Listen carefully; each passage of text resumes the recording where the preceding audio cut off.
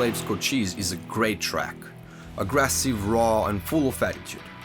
With this riff they introduced themselves to the world, but every time that riff plays, I can't help but hear a version that never made it into the studio. I hear it every time I play this track. It bothered me so much that I decided to take some action on this.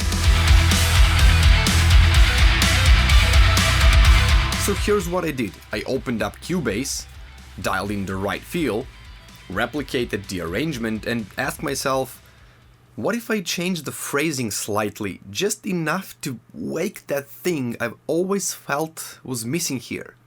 So let me play the original riff first, and I'll use the music quality meter to show exactly where the issues start to emerge.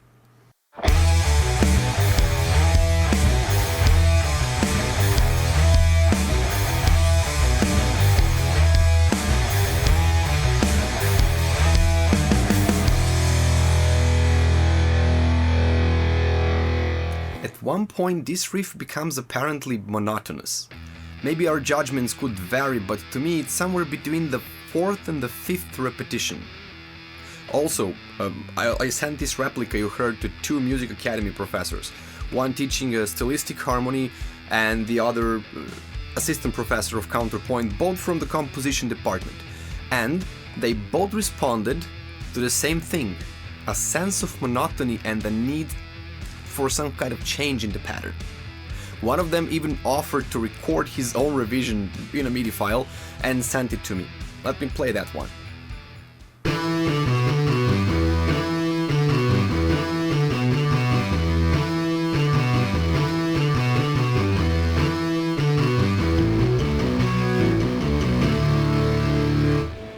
So I said, alright, I'm not alone.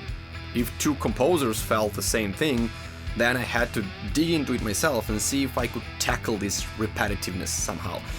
And if you stick with me until the end of this video, I'll show you how Audioslave themselves applied the exact principle I'm about to break down in their following album. The real issue here is how the riff was processed after the initial phrase. You see, this riff is built in a way that demands a higher level of modification. Because if you plan to dish it out 8 times without a single drum fill to trigger contrast, then you have to raise the level of contrast in the riff itself. And if you don't do that, it will just start sinking. So here's the first out of 2 steps I would have done.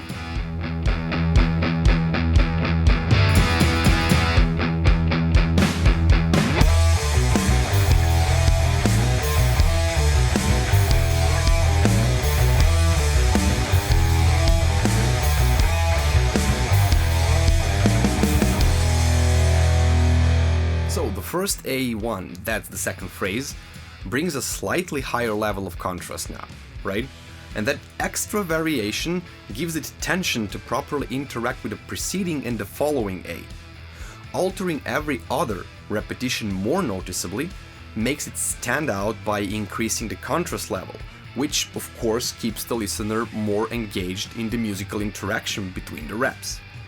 Think of it visually. Take the thumbnail of my video. If you look at me in the foreground, you might notice a shadow behind me. But if the shadow's opacity is too low, it barely shows. Now, if I raise the shadow opacity, suddenly the image has depth. You get a clear sense of me as the foreground object, casting a real, visible shadow behind. That gives you a clearer visual cue of dimensionality and looks more organic and appealing. So the same logic applies to this riff. That 10% change just wasn't clear enough for the nature of the riff, and because of that the repetitions kind of blended together. What I offered was a more apparent 30% of modification, which made every other repetition more pronounced. But here's what I also did. I applied the 3-1 rule. I pushed the 4th repetition even further, giving it enough contrast to make room for another full cycle without it sounding dull.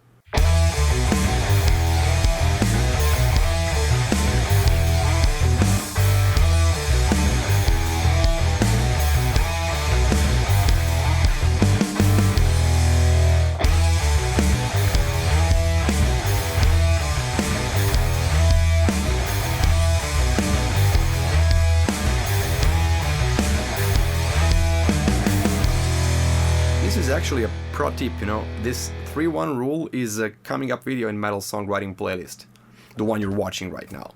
So, in order to stay tuned, you have to fucking subscribe!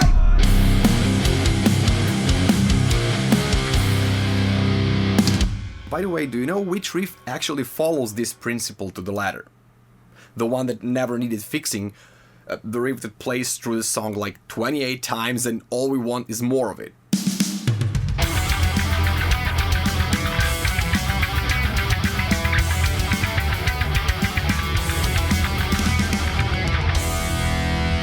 Speaking of strong riffs, 3 years later, on their follow-up album, Audioslave actually applied the very principle I've been walking you through in this video. And that riff, it slid right into the verse like it always belonged there. Apparently because they watched this video and simply applied. Anyway, let me walk you through it.